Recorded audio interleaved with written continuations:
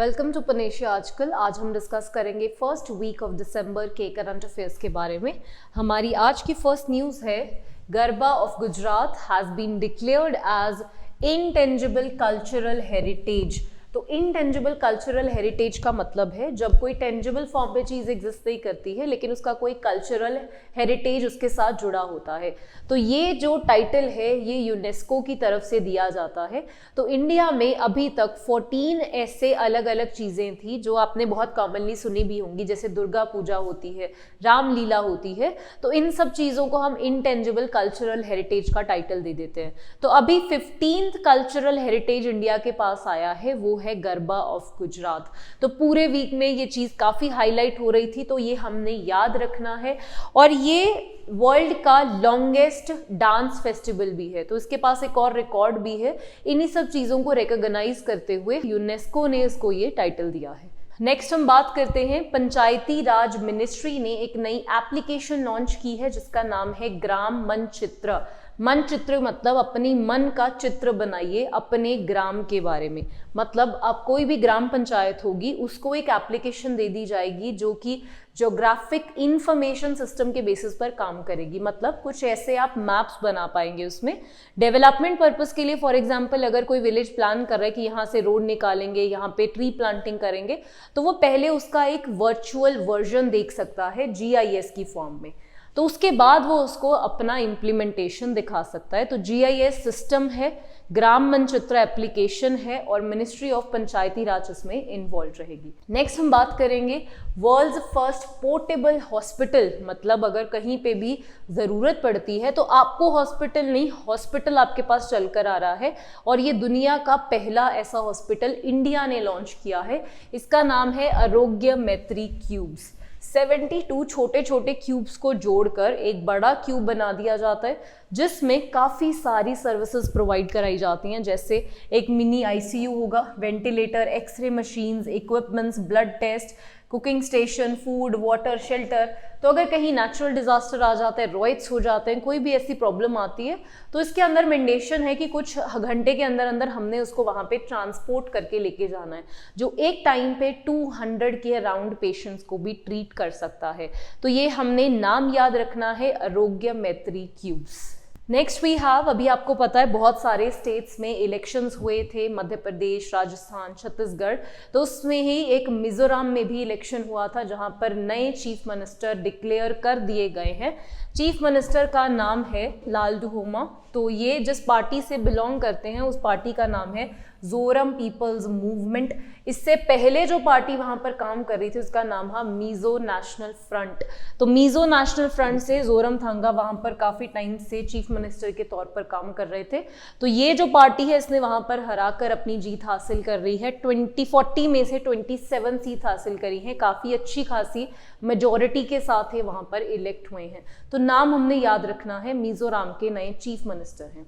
Next we have world's largest most advanced nuclear fusion reactor. तो fission and fusion हमारे पास दो चीजें रहती हैं, फिजन जो सन करता है, फ्यूजन जो हम अर्थ पे करते हैं एनर्जी जनरेशन के लिए।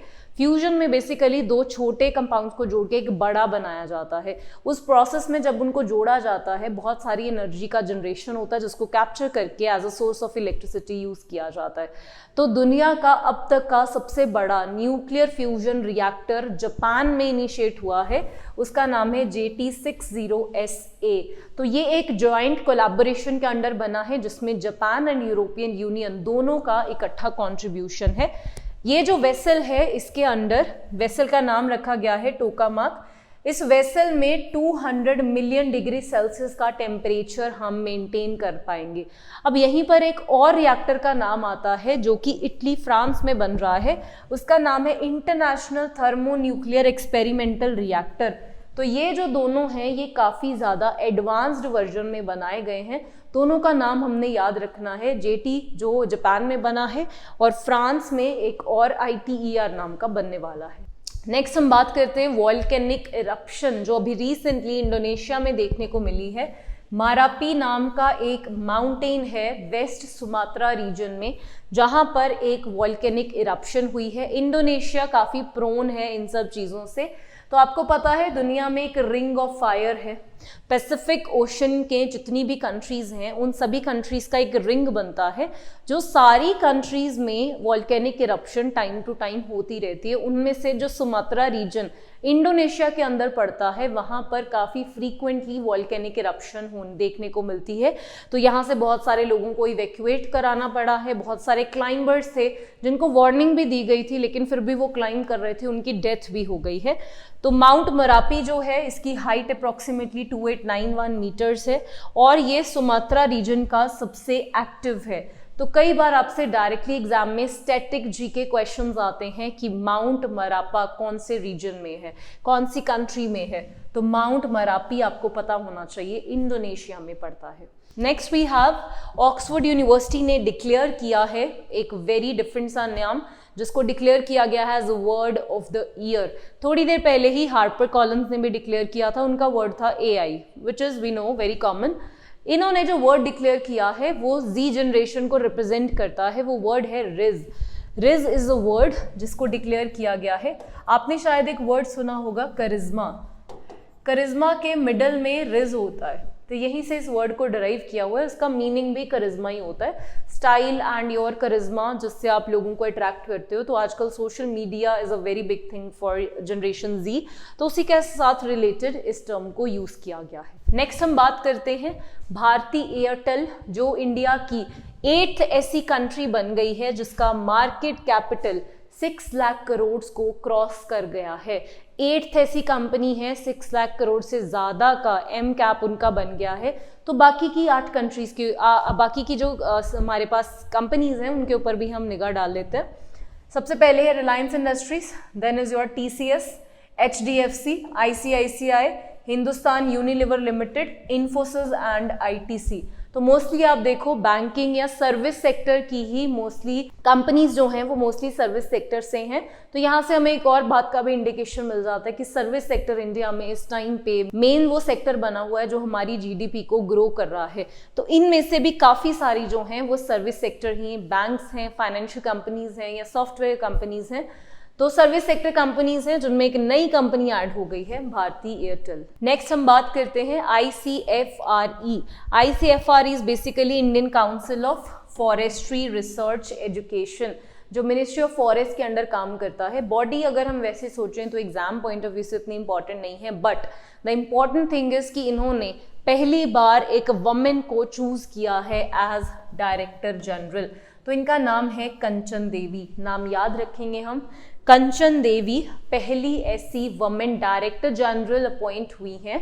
आईसीएफआरई एक बॉडी है जो काम करती है मिनिस्ट्री ऑफ फॉरेस्ट्री के अंदर, और इस बॉडी का काम है रिसर्च करना और रिपोर्ट्स पब्लिश करना फॉरेस्ट के ऊपर। नेक्स्ट हम बात करेंगे 2 चीज़ों के बारे में। सबसे पहले है athlete of the year. Athlete of the year none other than obviously we all know Lionel Messi, जो अर्जेंटीना फुटबॉल टीम के कैप्टन भी रह चुके हैं और टीम की तरफ से हमेशा खेलते रहे हैं। तो अभी रिसेंट एक वर्ल्ड कप भी जीते थे, जिसकी वजह से इनको ये टाइटल दिया गया है। टाइम्स मैगजीन का टाइटल है athlete of the year Lionel Messi. और दूसरा है Times magazine person of the year, ये टाइटल दिया गया है टेलर स्विफ्ट। तो टेलर स्विफ्ट के रिलेटेड भी एक टर्म थी जिसको ऑक्सफोर्ड कंसिडर कर रहा था as word of the year, वो टर्म है Swiftie. Swiftie is basically Taylor Swift fans को स्विफ्टी बोला जाता है। So this was also one of the term जो ऑक्सफोर्ड यूनिवर्सिटी कंसिडर कर रही थी to be declared as a word of the year. तो इस पॉपुलैरिटी को देखते हुए Taylor Swift has been declared as Times magazine person of the year. आगे हम बात करेंगे एक report, crime in India report, जो हमारे कंट्री में क्राइम का क्या कंडीशन चल रहा है, कौन से टाइप का क्राइम बढ़ रहा है, उसके बारे में हमें बताती है। ये रिपोर्ट पब्लिश हुई है नेशनल क्राइम रिकॉर्ड्स ब्यूरो की तरफ से, जिसके अकॉर्डिंग साइबर क्राइम्स में हमें 24% का इंक्रीज देखने को मिला है, इकोनॉमिक ऑफेंसेस में 11% का, क्राइम अगेंस्ट सीनियर सिटीजन में 9% का एंड क्राइम अगेंस्ट वुमेन में 4% का। ये परसेंटेज इंक्रीज की परसेंटेज है कि पिछले साल के मुकाबले कितना इंक्रीज हुआ है। तो सबसे ज़्यादा इंक्रीज अगर हम देखें तो साइबर क्राइम में देखने को मिला है। तो साइबर क्राइम में भी जैसे एक्सटॉर्शन एक अलग चीज़ है, सोशल मीडिया के ऊपर कुछ पैसे मांगना, फिरौती मांगना या फिर लोगों को उनके अकाउंट्स को हैक करना, बैंक अकाउंट्स में से पैसे निकाल लेना, ऐसी सारी चीज़ें साइबर क्राइम में आती हैं जो ऑनलाइन आजकल बहुत ज़्यादा इंक्रीज भी हो गया है। तो टोटल जो कॉग्निजेबल क्राइम जो 2022 में रजिस्टर हुए थे दैट वाज 58 लाख से भी ज़्यादा। तो क्राइम रेट की ये जो रिपोर्ट है ये कोई बहुत अच्छी पिक्चर पेंट नहीं करती है हमारे लिए। यहाँ से हमें पता चलता है कि कौन से फील्ड में क्राइम ज़्यादा बढ़ रहा है, एंड मोस्टली हर फील्ड में क्राइम हमें बढ़ने को दिख रहा है। और थोड़ी देर पहले एक और रिपोर्ट आई थी जो ट्रैफिक के बारे में बात करती है, वहाँ पर भी इंडिया में हमने देखा था कि जो ट्रैफिक का एक्सीडेंट्स का रेट है इंडिया में वो भी काफ़ी बढ़ता हुआ हमें दिख रहा है। आगे हम बात करेंगे फोर्ब्स मैगजीन की तरफ से वर्ल्ड्स 100 मोस्ट पावरफुल वमेन की लिस्ट रिलीज हुई थी। उस लिस्ट में 4 इंडियन वमेन भी इंक्लूडेड हैं। उन 4 इंडियन वमेन में से सबसे अच्छा रैंक हासिल किया है Nirmala Sitharaman, finance minister of India. उसके बाद आगे है HCL कॉरपोरेशन की chairperson Roshni Nadar Malhotra, then Steel Authority of India की चेयरपर्सन सोमा मोंडल। ये नाम इंपॉर्टेंट है, स्टील अथॉरिटी ऑफ इंडिया की पहली वमेन चेयरपर्सन है ये, तो नाम अपने आप में बहुत इंपॉर्टेंट है। दूसरा है, फोर्थ हमारे पास है बायोकॉन एग्जीक्यूटिव चेयरपर्सन। बायोकॉन एक कंपनी है which is a startup based in Bengaluru, तो उसकी एग्जीक्यूटिव चेयरपर्सन है Kiran Mazumdar Shaw. So these are the 4 individuals जिनको फोर्ब्स 100 मोस्ट पावरफुल लिस्ट में इंक्लूड किया गया है। टॉप पोजीशंस की अगर हम बात करें तो सबसे पहले आती हैं Ursula, she is president of European commission, European commission की प्रेसिडेंट है। यूरोपियन सेंट्रल बैंक की president Christina Lagarde, very important name again. US की वाइस प्रेसिडेंट कमला हारिस, ये तो आपने शायद बहुत बार सुना होगा, and also Italy's prime minister Giorgia Meloni. ये 4 टॉप पर आने वाली इंडिविजुअल्स हैं और बहुत बड़ी बड़ी ऑर्गेनाइजेशन या कंट्रीज को चलाने में कॉन्ट्रीब्यूशंस कर रही हैं। तो हमें हमारी 4 लेडीज के बारे में पता होना चाहिए एंड टॉप की 4 के बारे में डेफिनेटली पता होना चाहिए। नेक्स्ट हम बात करते हैं स्पोर्ट्स के बारे में। आपने आर प्रज्ञनंदा का नाम जरूर सुना होगा। आर प्रज्ञनंदा की बहन है, उससे बड़ी बहन है विशाली रमेश बाबू नाम है उनका, तो वो बन गई हैं इंडिया की 84th चेस ग्रैंड मास्टर। और एक और इम्पॉर्टेंट बात कि ये दुनिया का पहला ब्रदर सिस्टर डुओ है जो दोनों ही चेस में ग्रैंड मास्टर बन चुके हैं। तो ये सेकंड वाला पॉइंट हमारे लिए ज़्यादा इंपॉर्टेंट है क्योंकि 84th पोजीशन चलो फिर भी ठीक है, कोई बात नहीं। अब 84th में भी ये है कि 84 में सिर्फ अब तक 3 ऐसी फीमेल्स हैं जो इस टाइटल तक पहुंच चुकी हैं। इससे पहले जो 2 थी वो थी कोनेरू हम्पी एंड हारिका द्रोनावली, और ये 3rd हैं जो इंडिया में ग्रैंड मास्टर बनी है फीमेल। और ओवरऑल अगर हम लिस्ट में देखें तो 84th हैं। और first brother sister duo are Praggnanandhaa and Vaishali Ramesh Babu, तो ये नाम हमने दोनों याद रखने हैं। नेक्स्ट हम बात करेंगे important day, Indian navy day 2023, जो हम सेलिब्रेट करते हैं 4 दिसंबर को। तो इस साल का जो हमारा नेवी डे था वो हमने डेडिकेट किया है छत्रपति शिवाजी भोसले को, क्योंकि उनको हम फादर ऑफ इंडियन नेवी के नाम से जानते हैं। तो हमारे प्राइम मिनिस्टर महाराष्ट्र गए थे, वहाँ जाकर उन्होंने उनका एक स्टैचू भी अनवील किया है। सिंधुदुर्ग एक जगह है, वहाँ पर हमारे प्राइम मिनिस्टर गए थे। राजकोट फोर्ट है जिसके बाहर एक 43 फीट का स्टैचू अनवील किया गया है। इसी के साथ ये जो पर्टिकुलर डे है हमारा, इस दिन हमने एक ऑपरेशन ट्राइडेंट कंडक्ट किया था। जो बांग्लादेश लिबरेशन वॉर हमारी हुई थी उसमें इंडिया ने एक नेवी ऑपरेशन कंडक्ट किया था जिसका नाम था ऑपरेशन ट्राइडेंट, और इस ऑपरेशन में एक भी इंडियन सोल्जर शहीद नहीं हुआ था और ये जंग हम जीते थे। तो ये जो डे है जिस दिन ऑपरेशन ट्राइडेंट हुआ था और नेवी डे, ये दोनों सेम डे पर आते हैं। तो एक तो हमने ऑपरेशन ट्राइडेंट याद रखना है, इस साल क्या हुआ है वो हमने याद रखना है, बस इतना हमारे लिए इस डे के लिए इम्पोर्टेंट है।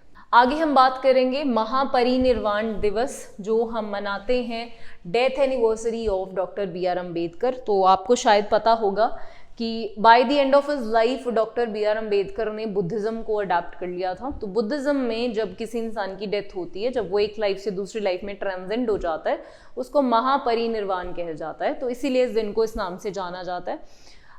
और ये दिन है हमारा 6 दिसंबर। पहले हमने किया 4 दिसंबर Indian navy day, now it is 6 December, death anniversary of doctor BR Ambedkar. तो इनके बारे में ज़्यादा मुझे कुछ बताने की ज़रूरत नहीं है। Definitely he is known as father of Indian constitution, drafting committee बनी थी, तो पूरा कॉन्स्टिट्यूशन ड्राफ्ट करने में सबसे बड़ा कंट्रीब्यूशन इनका था। कंट्री टू कंट्री जाकर इन्होंने कंट्रीज़ के कॉन्स्टिट्यूशंस को स्टडी किया, वहाँ से जो हमारे लिए इम्पोर्टेंट था वो वहाँ से डराइव करके लेकर आए हैं। तो ये सारी चीज़ें हमें इनके बारे में पता होनी चाहिए। नेक्स्ट हम बात करते हैं मियावाकी मेथड होता है, जो कि जापान के एक साइंटिस्ट थे, उन्होंने ओरिजिनेट किया था। अकीरा मियावाकी नाम के एक बॉटनिस्ट थे, उन्होंने एक सिस्टम शुरू किया था फॉरेस्ट को रीग्रो करने का।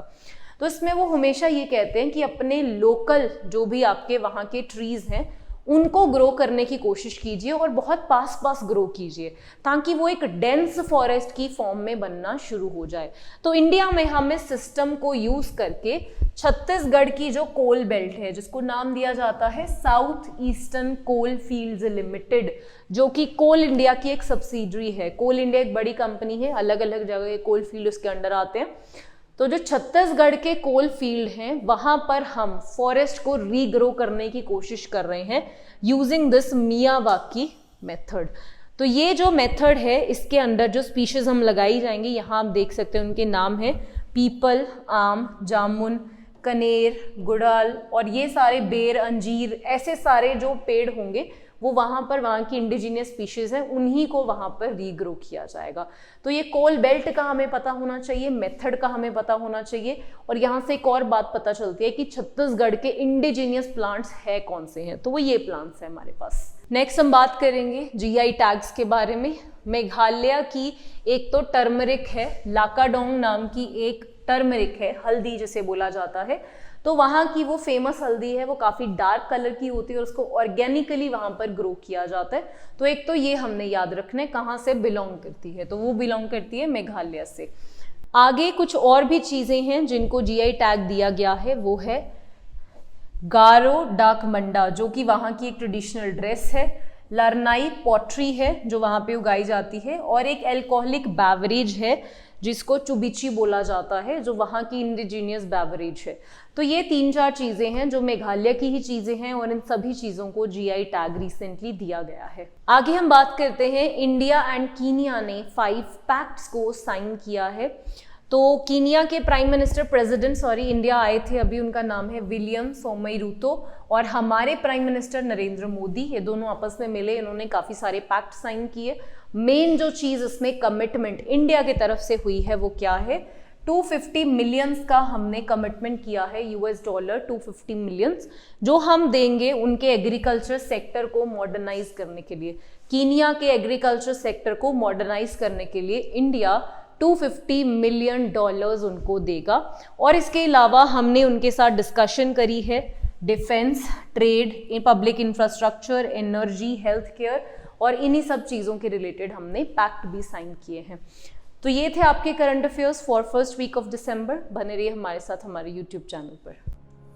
पनेशिया ट्यूटर लाया है एक एजुकेशन प्लेटफॉर्म जहां पर अलग अलग कोर्सेस जैसे कि IAS, PCS, UGC net, SSC और बैंकिंग एग्जाम्स के लिए ऑनलाइन और ऑफलाइन क्लासेस की सुविधा उपलब्ध है। Comprehensive coverage of all the subjects through quality video lectures है। एप्टीट्यूड का topic that is blood relation, uncles only daughter. He took the throne, तो जो थ्रोन पे एम्परर बैठते थे वो अपने साथ ले गए। Kohinoor diamond, the world famous Kohinoor diamond, वो भी मुगल ट्रेजरी से ले गए। फिर आया इकोनॉमिक प्रैग्मेटिज्म, यानी कि चाहे हमारे आपसे झगड़ा भी है तो भी हम आपसे व्यापार कर रहे हैं। जैसे चाइना है, हमारा झगड़ा होते हुए भी हम उससे व्यापार कर रहे हैं। पीडीएफ नोट्स और उनसे जुड़े हुए रिलेवेंट एमसीक्यूज, साथ ही साथ comprehensive mock tests. So join Panesia Tutor for your successful and bright future.